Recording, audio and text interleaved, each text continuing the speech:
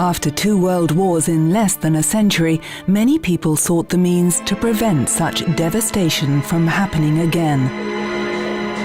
One idea put forward by a French civil servant, Jean Monnet, and taken up by France's foreign minister at the time, Robert Schuman, was to pool the industries that were seen as the engines of war: coal and steel. L'Europe ne se fera pas d'un coup, ni dans une construction d'ensemble. Elle se fera par des réalisations concrètes, créant d'abord une solidarité de fait.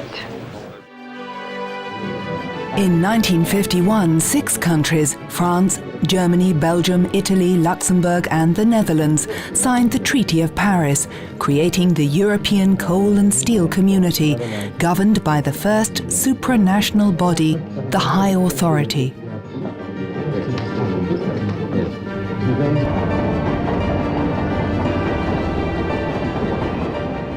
Europe's leaders wanted to go further, so on the 25th of March 1957, they signed the Treaties of Rome, creating the EEC, the European Economic Community, and Eurozone, the European Atomic Energy Community.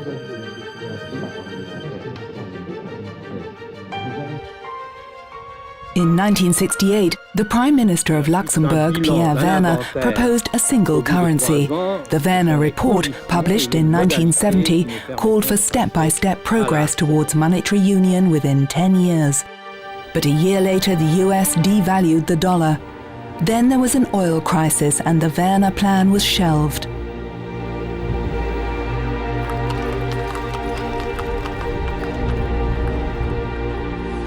So instead of a monetary union, some countries in Europe introduced what was called the currency snake, which set limits on exchange rate fluctuations, both against a number of European currencies and against the dollar. Between its creation in 1972 and its demise 7 years later, the snake saw a lot of exchange rate adjustments and a veritable revolving door of countries joining, leaving, and then rejoining again.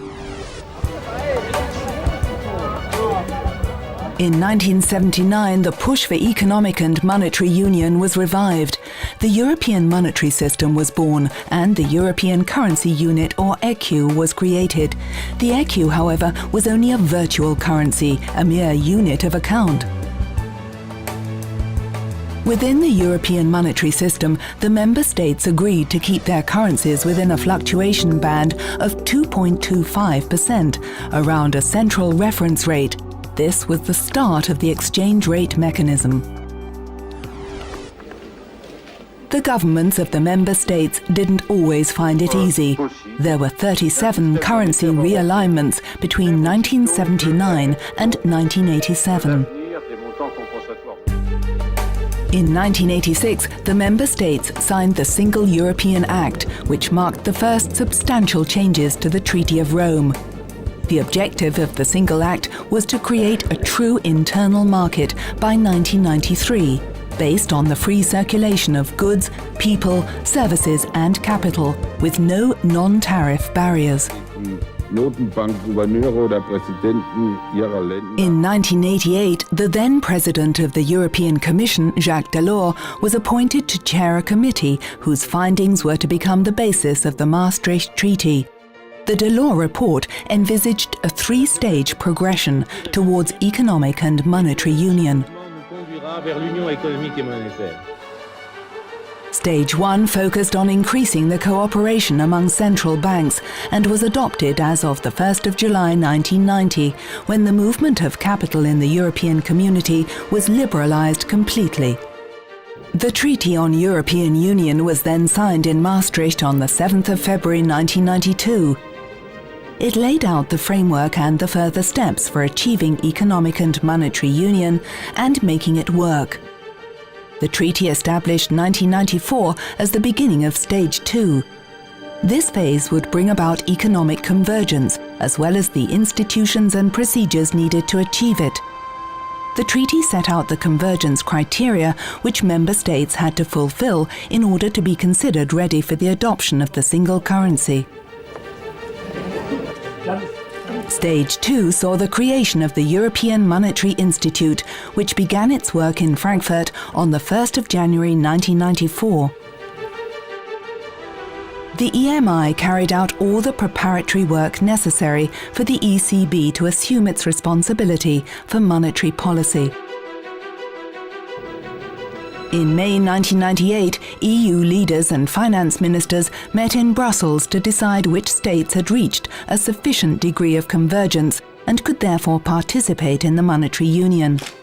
They also appointed the first president of the ECB, Willem Duisenberg, and the other members of the first executive board.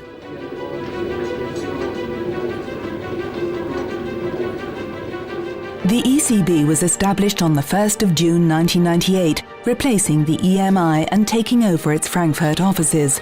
Together with all the national central banks of the member states of the European Union, the ECB came to form the European system of central banks. On the night of the 31st of December 1998, the euro was born, and the conversion rates of the currencies participating in it became irrevocably fixed. Stage 3 began on the 1st of January 1999, when the single currency was launched and authority over monetary policy was transferred from national central banks to the Governing Council of the European Central Bank. 3 years later, on the 1st of January 2002, the new banknotes and coins were introduced amid widespread celebrations. People queued at cash dispensers to be among the first to have the new currency in their pockets. For 3 years, the euro had been the official currency for banks, businesses, and the financial markets. But now it belonged to everyone.